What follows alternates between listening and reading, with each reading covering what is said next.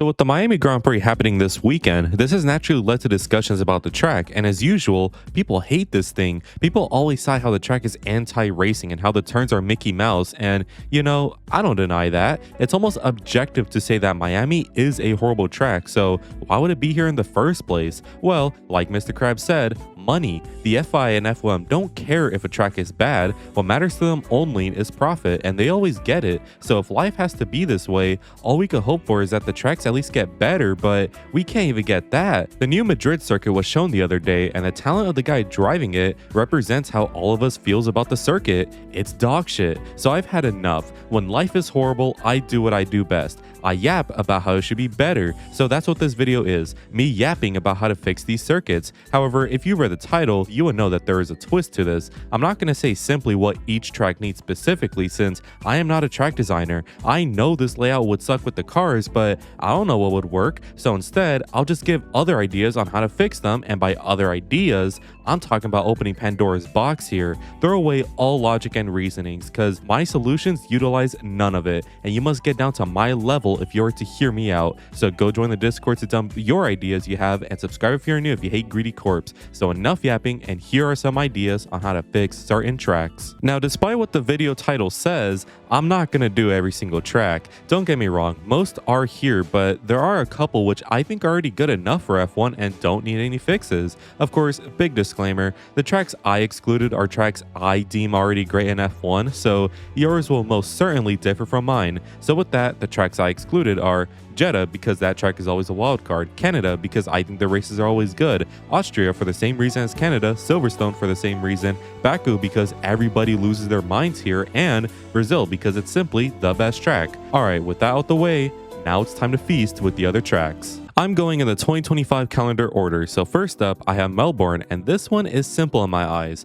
The track is already pretty good, but without some crazy things happening, the race is just quite dull around here, could get boring quickly. So I say we fix this by doing two things. Firstly, at certain points in the track, preferably the straights, put some kangaroo crossings where at any point in the race, kangaroos cross the track, which holds up the drivers. Secondly, I say put a giant spider inside the driver's helmet, which will incentivize more on-edge racing and lead to bigger, better battles. Hopefully with these changes can the drivers fight harder and better and make some exciting track conditions, which can all lead to amazing races every single year. Next up is China, of course, and this one I feel just needs one simple change. Quiz them on facts about China, and whatever score they get is the horsepower of their engine, which dictates how good they will be. For example, the first question, what happened from April 15th to June 7th? If their answers were the Tiananmen Square massacre, they'll get no points because it never happened, while the drivers who answered nothing will earn 100 points / horsepower. Second question, is Taiwan a country?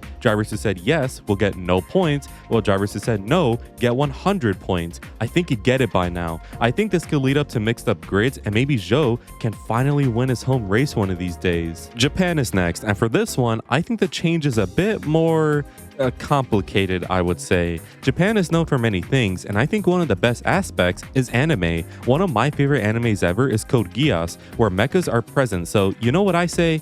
Make the cars mecha. Have the drivers operate the machines and make them race like that, and if a driver gets too close, this is where the fun begins. Let them fight. If Hamilton is leading and Max is getting ready to overtake, have Max beat the shit out of Lewis in his mecha and have Lewis pull out some laser beam to fight back or something. I'm afraid that is peak cinema right there, so please Japan, make this a reality. Now it's time for Bahrain, and for Bahrain, I think there are three things that must happen. Firstly, hold the race in the day and close this track inside a warehouse like that one London Formula E track. And finally, put oil around the track. Not only will the warehouse setting in the day lead to searing temperatures that will lead to more tire changes, but it will also lead to constant spins and maybe crashes since the oil is there to hinder you. It's kind of like Excite Bike Arena from Mario Kart, so yeah, this one could be fun. Miami time, people, the track of the moment. I think the solution here could be quite fun. Instead of the sport being all stingy with supplements and what have you, I say, screw that, let them have fun. I say we coke up all the drivers so their senses are heightened, which leads to such precise overtakes that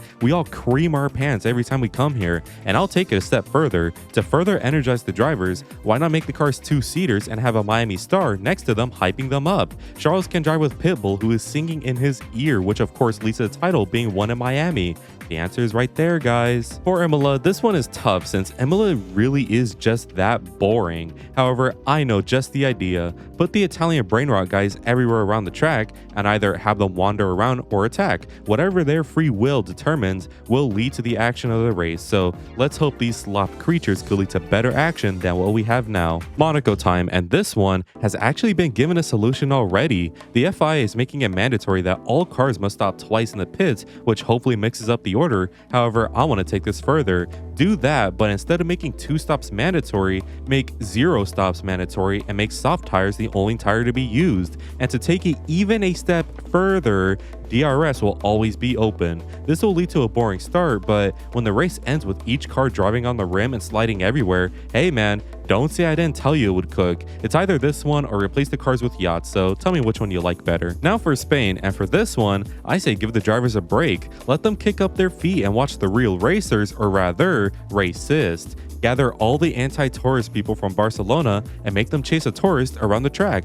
Guarantee you they will go faster than the cars. Now we take a big jump to Spa, and for Belgium, I say we keep this one simple. When we look at the track layout, what do you see? You see a gun, right? An Uzi. Well, let's take it further. Make the race normal. However, give them guns. A driver getting too close? Blast them. You want a driver to move out the way? Blow them to smithereens. You were crashed out in the race? Crash out on the guy that took you out. The possibilities are endless. And to make them truly endless, add another 44 laps to the race. Best race of the season, dare I say. Next up is Hungary, and again, this one is very simple. Make the drivers hungry in Hungary. Starve all the drivers and make them race for food. At the end of it, only the winning driver will eat an entire feast of food, while the other 19 losers eat at the crumbs. And to make the drivers even more motivated, attach a fishing hook at the end of the car and put a turkey leg on it dangling in front of the drivers. That'll make them drive fast. But to slow things down a bit, I say in Zandvoort for the Dutch Grand Prix, we make this race more about Dutch pride. What do Dutch people take pride in? Smoking weed and cigs, being weirdly nice, colorful flowers, gay sex? Nope. What they are known for and taking pride in is bicycles. So let's give the cars and team staff a break and force them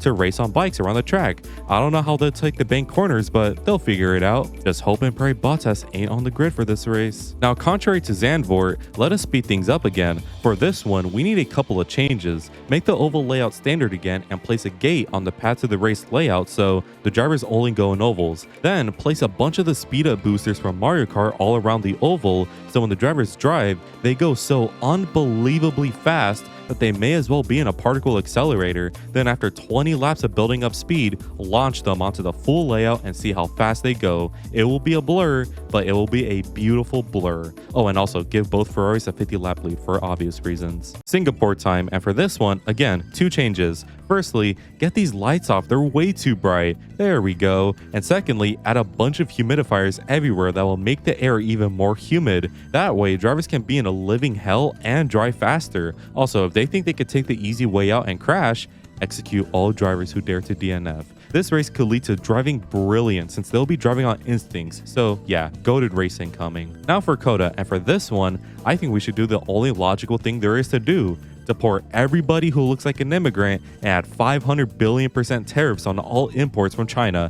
How is this going to affect the racing quality? I don't know, but come on. You're going to be winning so much, you might get tired of winning. Also, every car must run a Trump 2028 livery. Again, this does not affect anything and definitely makes things worse, but dude, you're gonna be winning so much, trust me, bro. For Mexico, I think the answer is simple. Replace all the sponsors on the track and the cars and make them Checo sponsors. Kit Kat ads everywhere, Disney Plus ads everywhere, Checo selling oil or something everywhere. Even put them on the visor so the only thing the drivers see are the sponsors. The winning driver will also get all of Checo's sponsors for themselves, which is big money of course, and they'll need it for the next race because Vegas is an interesting one. I think for this one, we don't do anything until the race is finished. Just let the drivers drive and have fun and race, and at the end, you know what time it is. It is gambling time. The race will not be for position because at the end, the real race begins. The first driver to get jackpot on slots wins, while the entire rest of the order will be determined by the order in which the others get jackpot.